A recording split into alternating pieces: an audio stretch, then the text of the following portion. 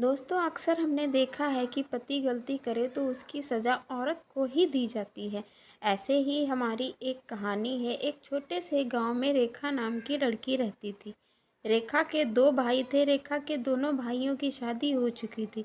रेखा अपने भाइयों से छोटी थी, तो अब रेखा की शादी की तैयारियां चल रही थी। रेखा की शादी पड़ोस के एक गांव के किसान के लड़के के साथ तय कर दी गई। वह लड़का घर में अकेला था। उसकी दो बहनें थीं और शादी धूमधाम से की गई। शादी के कुछ वक्त बीतने के बाद लड़की रेखा को पता चलता है कि उसके पति गांव की लड़कियों के साथ में भी चक्कर है। दोनों ही पति पत्नी के बीच इन बातों को लेकर अक्सर झगड़ा होता रहता था। वहीं रेखा के पति जब रेखा के मायके आता तो वहां उसे यह सुनने को मिलता था कि यहाँ रेखा का भी गांव के काफ़ी लड़कों के साथ में चक्कर था।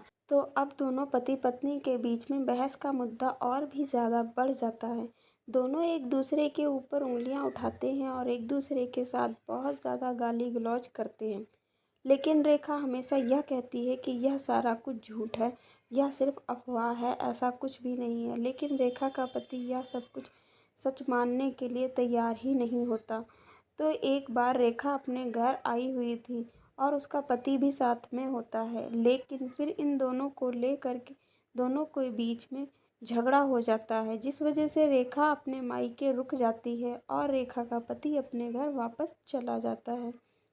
रेखा का पति वापस तो चला जाता है, लेकिन अपने घर जाकर वह गुस्से में वहाँ अनाज में रखने वाली गोलियाँ खा लेता है, जिसकी वजह से रेखा के पति की मृत्यु हो जाती है।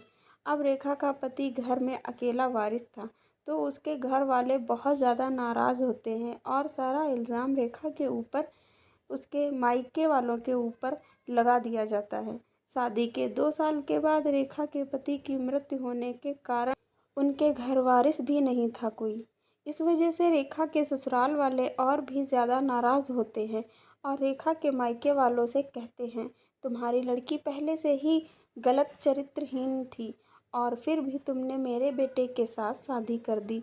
इसकी वजह से मेरा बेटा यह सब कुछ बर्दाश्त नहीं कर पाया और उसने आत्महत्या कर ली। इसके चलते रेखा को जेल भी हुई और उसके मायके वालों का भी बहुत पैसा भी बर्बाद हुआ। आज इस मुकदमे को 12 साल हो चुके हैं। रेखा उस गुनाह की सज़ा भोग रही है जो उसने कभी किया ही नहीं था।